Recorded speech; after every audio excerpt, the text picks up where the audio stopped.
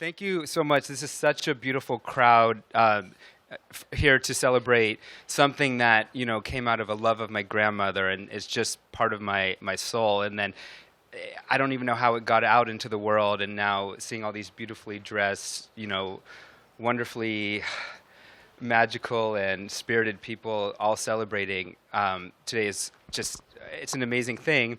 And thank you to the Strand and Powerhouse, but a special thank you to Simon, who has really helped to support the project. And if you haven't seen his book Wacky Chicks, you have to go out and buy it immediately. It was a precursor to Advanced Style, a little bit younger than the ladies and gentlemen that I meet, but I just wanted to thank Simon for being here and making this a special evening. Thank you.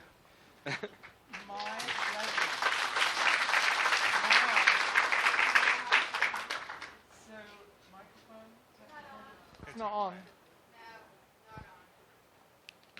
Now is it on? Yes. All right. So I'm going to ask a few questions, and then the girls are going to do some readings, right? Yeah. All righty. So this is the first question.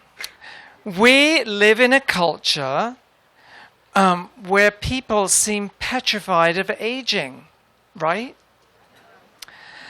This makes your message, Ari, seem daring and revolutionary. You are doing a mitzvah. Right? It's a dare in an environment where everyone's so petrified of aging and anti-aging this and blah, blah, blah. Every time you open a magazine, Ari Seth Cohen is a revolutionary, in my view. So, Ari, are you political? Well, I'm political about aging and sharing this message that, you shouldn't give up and follow your dreams at any age. So many of the women that I've met and photographed are now having these incredible new careers as models and singers and actresses. And it's really a wonderful thing. I moved to New York after I lost my grandmother, who was my best friend. And I started walking around the streets and started to meet so many of the women in the crowd. And they kind of welcomed me into the city and became my family. And so the fact that they're contributing to this message that being older is something that we should look forward to. It's something that it's a time of freedom, of expression. And in that sense, yes, I'm political because there's so much negativity around aging, as you said.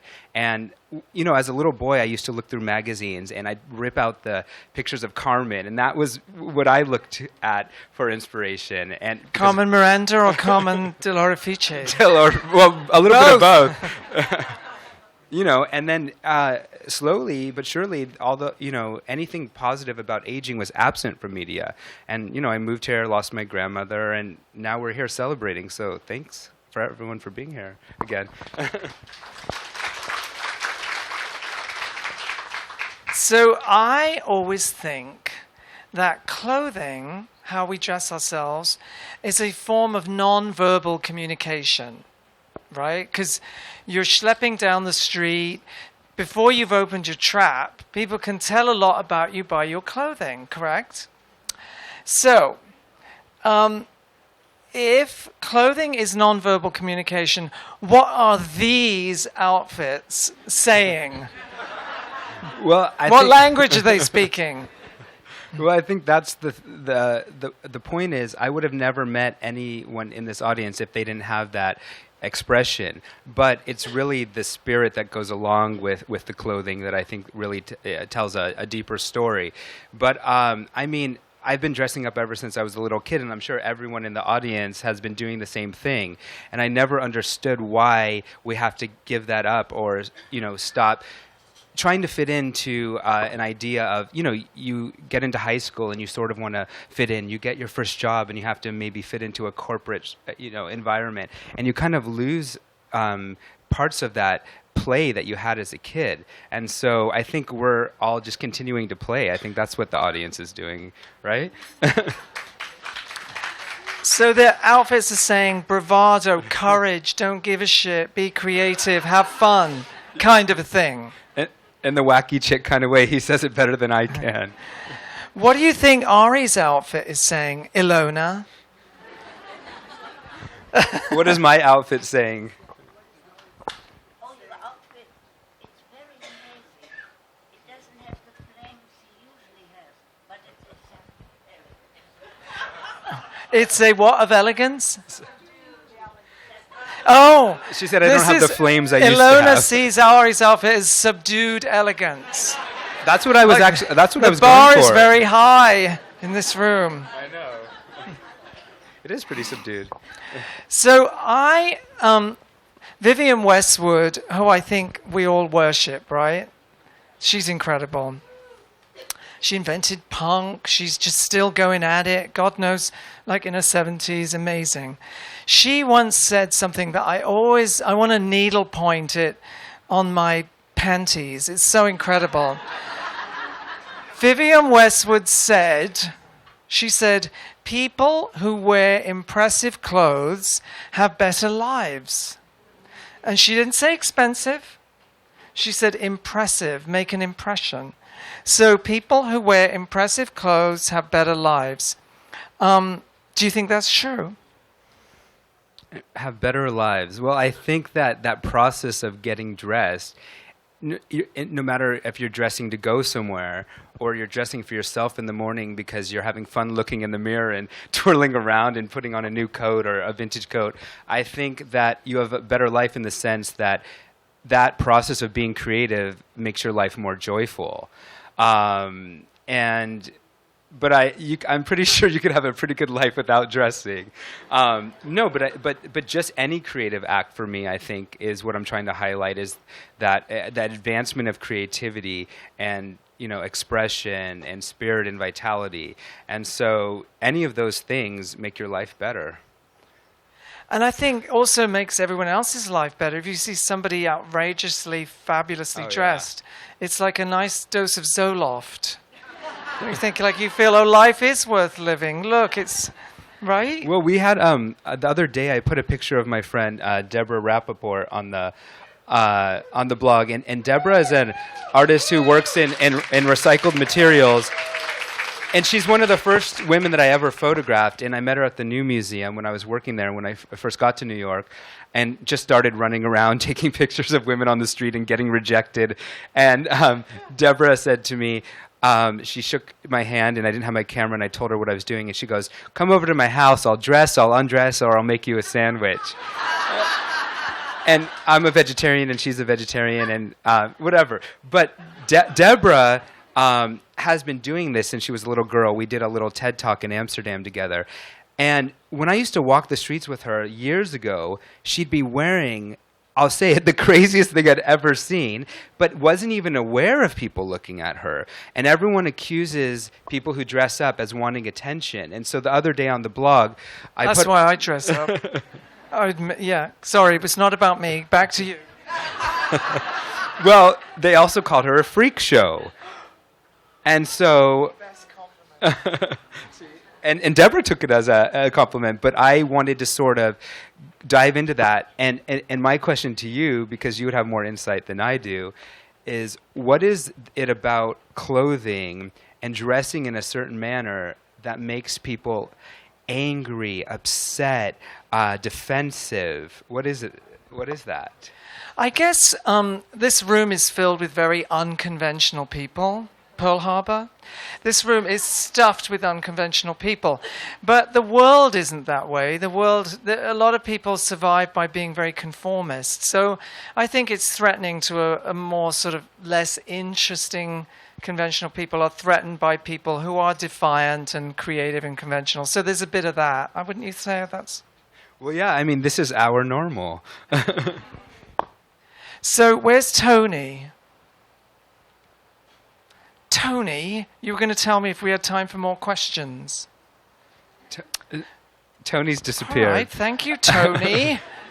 Someone's trying to steal his turban. It's because we're already done 15 minutes. So Okay. maybe it's time to have the girls come up and chat. Yeah, we're going to have... So I'm going to vacate the stage, which is very difficult because I am an attention junkie, even if you lot aren't. So you're going to have... I'm going to introduce a few ladies from the new book who are going to be reading excerpts. And this little lady is getting out of here. Thank you, Simon. Thank you. Thank you so much.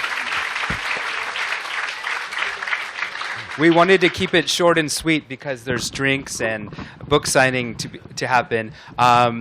We just need to have a book up here. Okay. First, we're going to have a reading by artist and just one of the most extraordinary women I've ever met.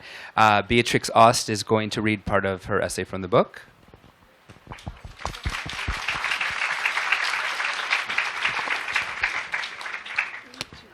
Oh my God, this is complicated. Do you want to come sit here?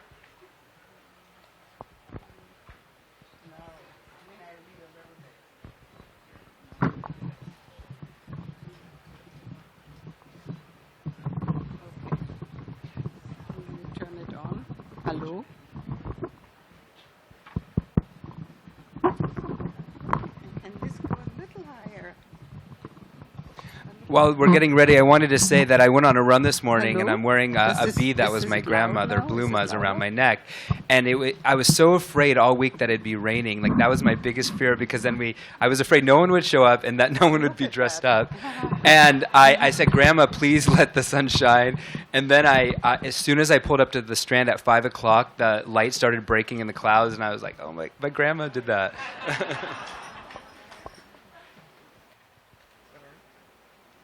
Yeah. Okay. One second. This should go.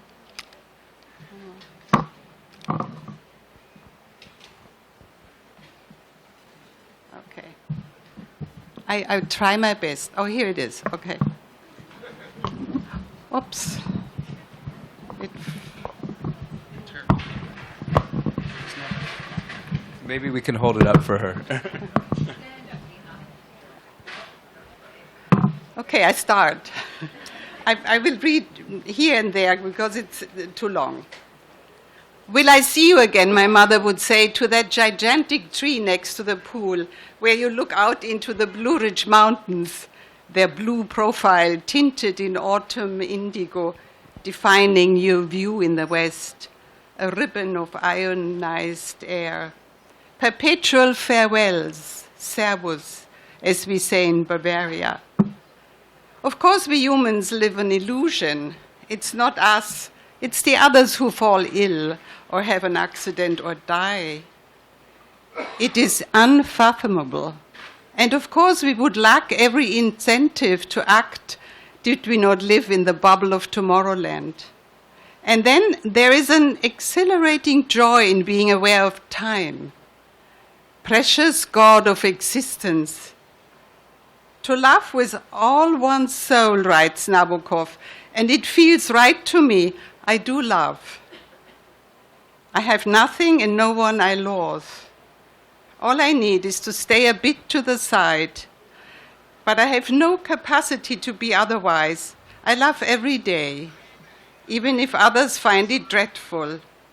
I cannot sympathize with them. I don't hang on the fickle weather vane of mood.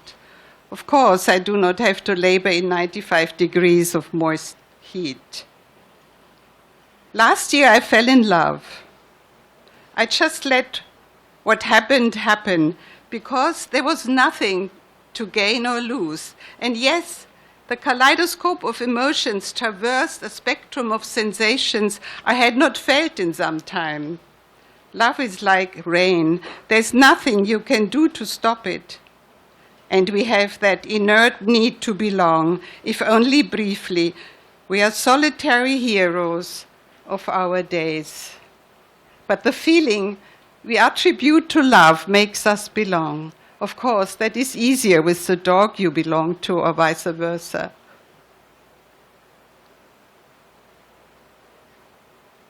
There is such a broad landscape to survey, to observe closely through one's own prism, to split into as many enchanting colors as one pleases. Outside, the afternoon is holding its breath. It has not decided what to become. Up above, in the crowns of the trees, a teasing wind is dancing the leaves, holding the skirt of a poplar, then rustling the linden crown, then over to the tassels of a cedar. No rush. Far away, a car zooms through the canopy of woods. The noise intrudes and makes me feel safe, as if I were in a citadel. I can invite you too, if you so wish. The melancholy chirping in the grass rises to a chorus thick with myriad of shrieks one could almost lay down upon, fall into a most devout dream.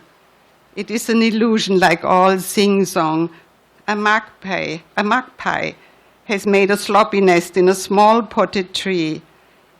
It is down too close to the steps. The cat will get hold of it.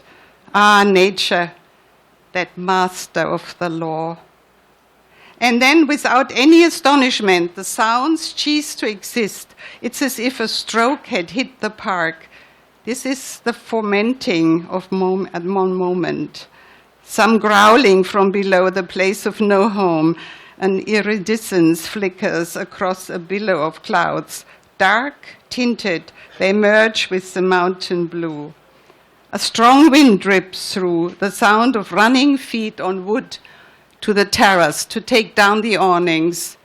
Some hollering, more running feet down to the pool to fold the umbrellas, lie them flat so they will not turn into sails. The treetops are besotted with stands. They beam and bow. Will they hold up? Will they twist? Will they break?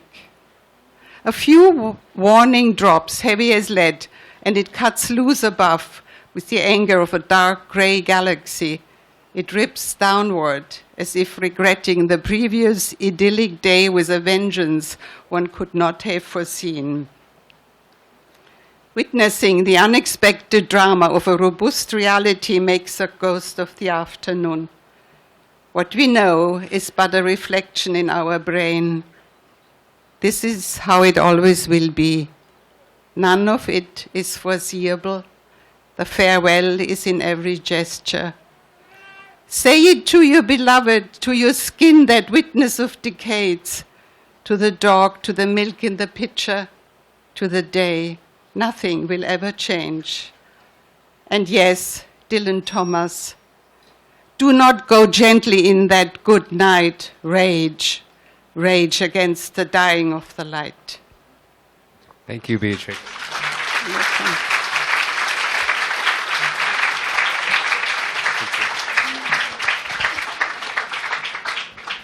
Up next, we're having Lana Turner come up. And today, a newspaper mistook you for the actress Lana Turner. What was that? Oh, same birth date. Do you have what you're going to read there? I can do this. Thank you.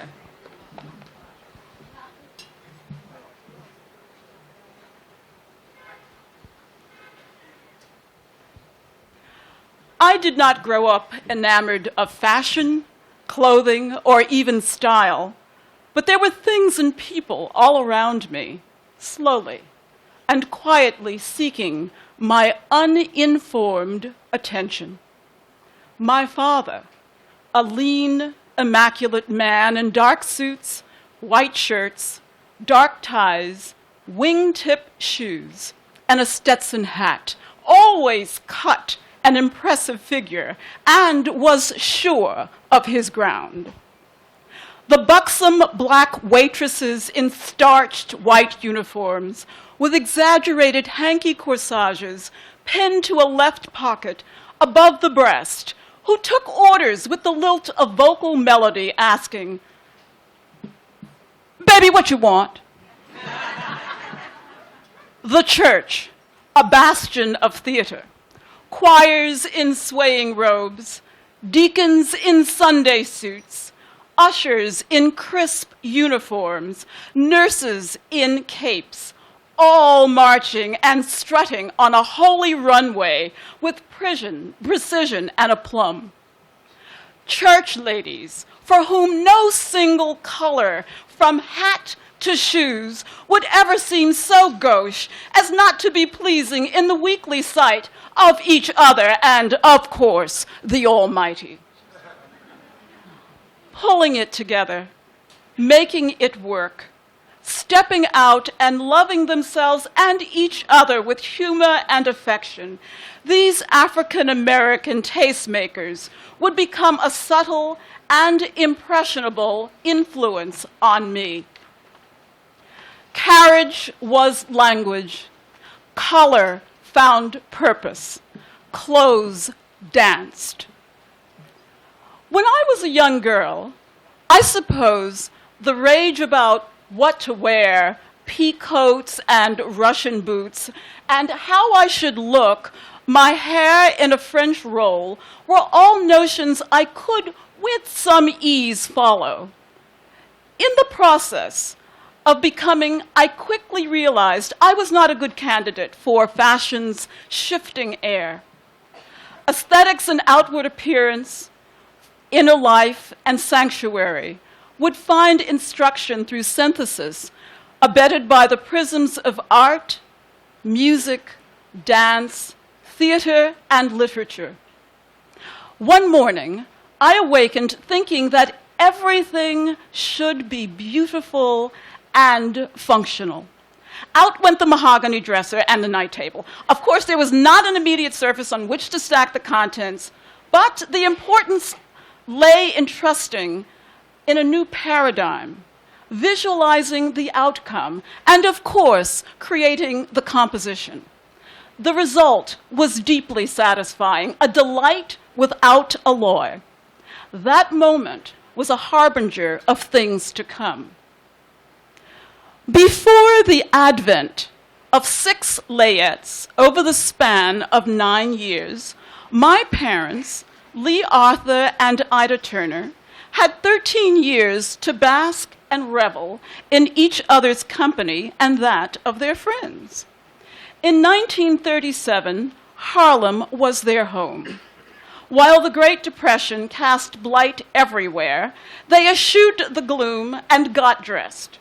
They celebrated life in communion.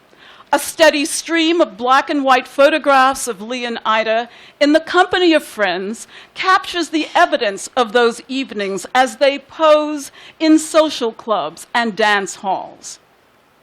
Attired in gowns, tiaras, gloves, bow ties, and formal suits, they stand in testament to the self-assurance, the inner strength, and the conviction to define themselves.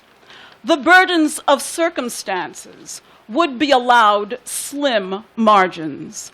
This would be a takeaway lodged in my DNA.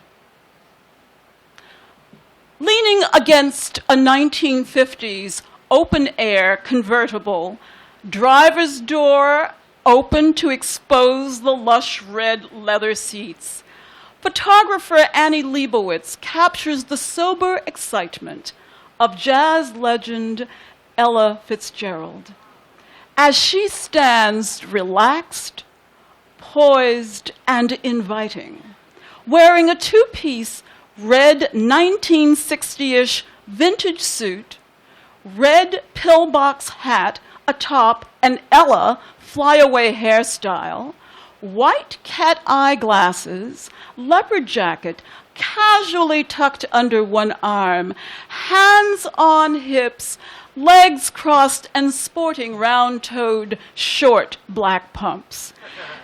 Ella is my pinup girl. There is so much to see in this frame. What draws me is the inner pleasure of just being and looking good. Great. She is the aunt you can't wait to see, the one whose tales always elicit wonder, the one whose genuine warmth is there for the taking, the one who has made her way by just being herself. There is no subordination between the interior and the exterior self.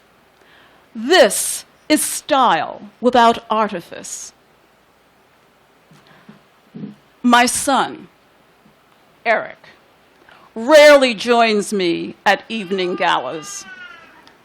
One night, he accepted a white tie invitation and wanted to know immediately if I would dress as a normal person or would I be myself. Why, I asked, would I go as someone else? 2 days before the evening, I decided on a black vintage Vera Wang wedding dress with a satin-ribbed bodice and skirt bathed in tulle. Displayed and hanging from the chandelier in the dressing room, the dress commanded anticipation. Carefully laying out the accessories along with a feathered headdress, the setting rendered one mute. It was a still life painting in real time. Privately and personally, I was content with just seeing the assemblage. I have, unwittingly, become an artist. It is a self I would not have recognized as a young woman.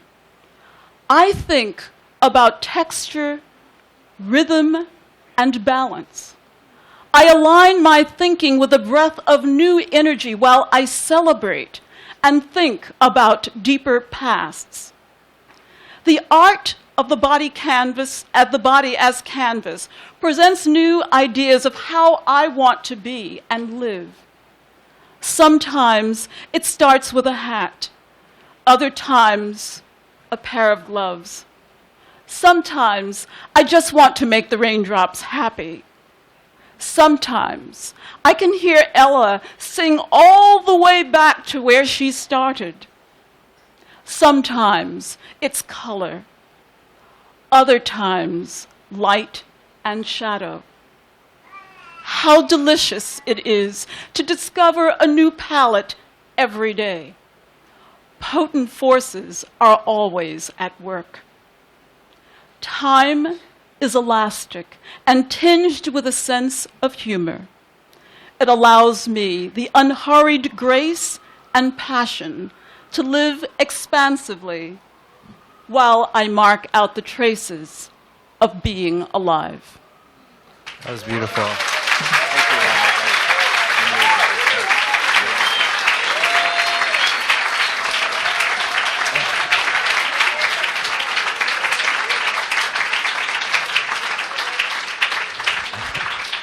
I have a lot to learn from these ladies. And last, but definitely not least, is one of the most special women I've ever met. She just turned 96 years old. And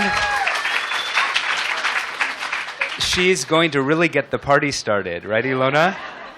Ilona?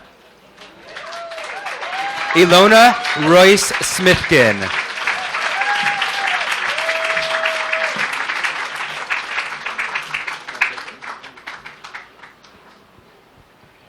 And I don't think you're reading, you're just talking, right?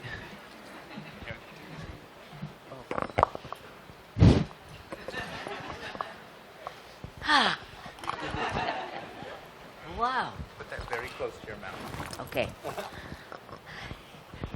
When I met Ari, my life seemed to have changed because instead of just being an artist, I suddenly was in cosmetics and fashion.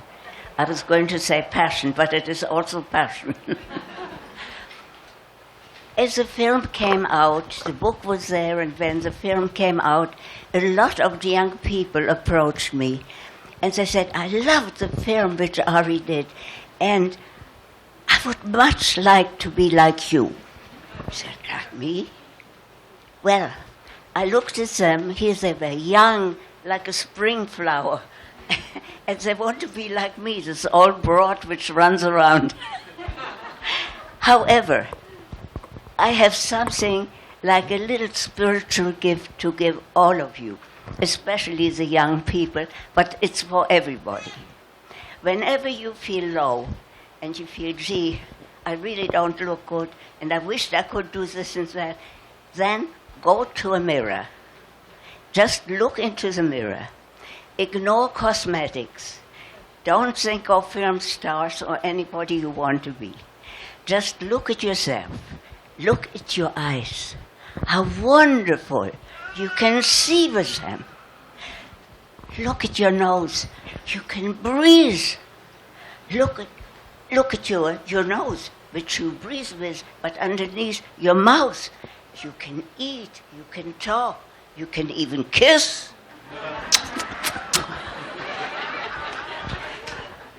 Look at your ears. You can hear. It's wonderful. Look at this marvelous creation which you are. When you really look in the mirror and dismiss all the superficiality which Vogue and Elle and all these fashion magazines or cosmetic magazines give you, look at yourself.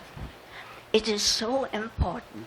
And then smile at yourself, because you're the only one who has what you got. Nobody else has exactly what you got. This is a fact.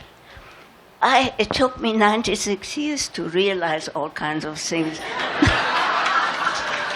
Some people are much earlier, but I'm a late bloomer. However, I wanted to say that so many wonderful things became clear to me after I met Ari, after the whole connection with him, because we did become friends. We have long conversations about this and that and about life. And I'm very grateful to you because you have done something very wonderful, not for me necessarily alone, for all the women and men who become older and feel like they're pushed out of the game. It's not true at all, because we have a life. We have a wonderful life, but it is very changed. When you get older, you have different values. You have different ideas about things. You don't take everything quite as serious, because if you were, you wouldn't live very long. You have to learn how to laugh, how to smile at yourself, how to make a boo-boo and say, why do you have to do that? You always do. No. You say, isn't it wonderful? It shows you are alive. You are entitled to make boo-boos. There's very little else I want to tell you except there's so much love in all of you, and there's so much love in me as well as Ari and Mama and Papa of Ari that it's such a pleasure. I feel enveloped like in a wonderful cashmere sweater or in a mink. All that love comes around me and around you. And this is my feeling about tonight. I really wanted to communicate with you that we all can enjoy each other instead of being nasty. And this is actually the thing which you brought out, because all the people who are older and who don't let go of life will have the feeling, gee, I would like to do something nice for somebody. Isn't that true? Yeah. I feel it anyhow. As long as I can still do something, make somebody smile, make somebody laugh, make somebody tease. Tease. I love to tease. Anyhow, as long as I can do that, I feel I'm alive. No matter if this hurts, this hurts, this hurts, this hurts. I don't even want to go into it. However, as long as you feel you have something to contribute, you're here. Hooray! Be alive. Let's stay here. We'll stay here.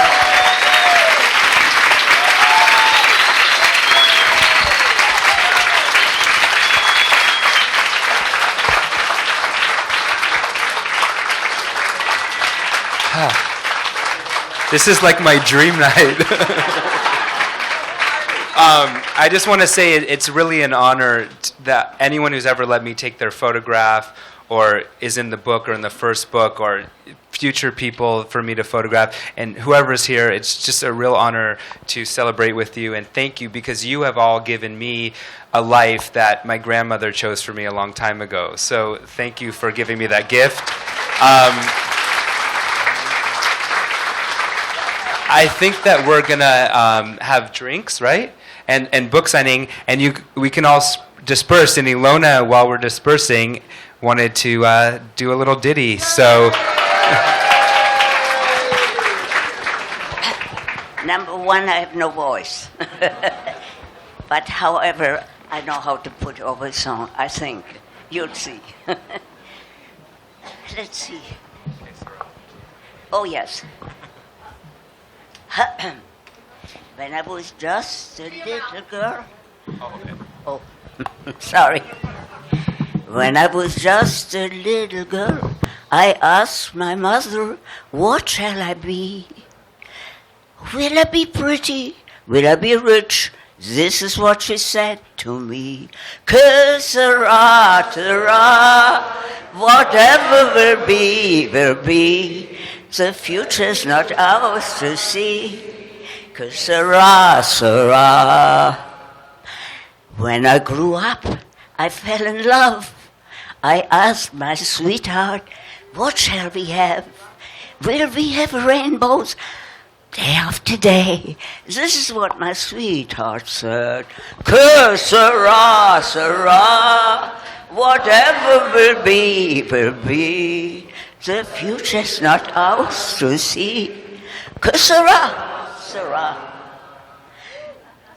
When I first came to New York, I asked the people, what shall it be?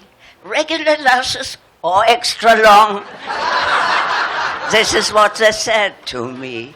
Que sera, whatever will be, will be.